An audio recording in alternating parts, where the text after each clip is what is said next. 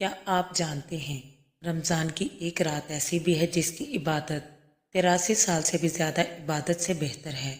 ایک ایسی رات جس میں آسمان کے دروازے کھل جاتے ہیں، فرشتے زمین پر اتر آتے ہیں اور اللہ تعالیٰ اپنے بندوں کی مغفرت فرماتے ہیں۔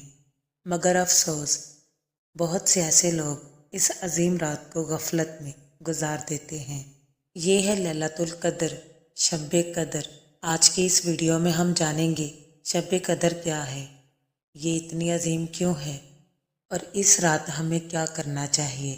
تو ویڈیو کو آخر تک ضرور دیکھیے، کیونکہ شاید اس کے بعد آپ کی عبادت کا انداز ہی بدل جائے۔ رمضان کا مہینہ ویسے ہی رحمتوں اور برکتوں کا مہینہ ہے، لیکن اسی رمضان میں ایک ایسی رات بھی ہے جو باقی تمام راتوں سے افضل ہے۔ یہ وہ رات ہے جس میں قرآن مجید نازل ہونا شروع ہوا۔ اللہ تعالیٰ نے قرآن میں فرمایا، اِنَّا أَنزَلْنَاهُ فِي لَيْلَةِ الْقَدْرِ، یعنی ہم نے قرآن کو شب قدر میں نازل کیا۔ یہ وہ رات ہے جب اللہ تعالیٰ کی رحمت اپنے بندوں کے بہت قریب ہوتی ہے۔ اللہ تعالیٰ نے سورۃ القدر میں فرمایا، شب قدر 1000 مہینوں سے بہتر ہے۔ 1000 مہینے یعنی تقریباً 83 سال اور 4 مہینے۔ سوچیے، اگر کوئی شخص صرف ایک رات دل سے عبادت کر لے تو اسے 83 سال کی عبادت کا ثواب مل سکتا ہے۔ یہ اللہ کے اپنی امت پر کتنی بڑی رحمت ہے۔ صحیح مسلم اور صحیح بخاری کی حدیث میں آتا ہے، رسول اللہ صلی اللہ علیہ وآلہ وسلم نے فرمایا، جس شخص نے ایمان اور ثواب کی نیت سے لیلۃ القدر میں قیام کیا، اس کے پچھلے تمام گناہ معاف کر دیے جاتے ہیں۔ یعنی اگر کوئی شخص اس رات کو نماز، دعا اور عبادت میں گزارے تو اللہ تعالیٰ اس کے پچھلے گناہ معاف فرما دیتے ہیں۔ قرآن میں اللہ تعالیٰ فرماتے ہیں، اس رات فرشتے اور حضرت جبرائیل علیہ السلام زمین پر اترتے ہیں۔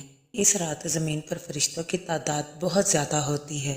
وہ ہر اس شخص کے پاس آتے ہیں جو اللہ کی عبادت میں مصروف ہو اور اس کے لیے اللہ سے دعا کرتے ہیں۔ جب رمضان کا آخری عشرہ آتا تو رسول اللہ صلی اللہ علیہ وآلہ وسلم عبادت کو بہت زیادہ بڑھا دیتے تھے۔ حضرت عائشہ رضی اللہ تعالیٰ عنہا فرماتی ہیں، جب آخری عشرہ آتا تو نبی کریم صلی اللہ علیہ وآلہ وسلم راتوں کو جاگتے، عبادت کرتے اور اپنے گھر والوں کو بھی جگاتے تھے، کیونکہ آپ صلی اللہ علیہ وآلہ وسلم شب قدر کو تلاش کرتے تھے۔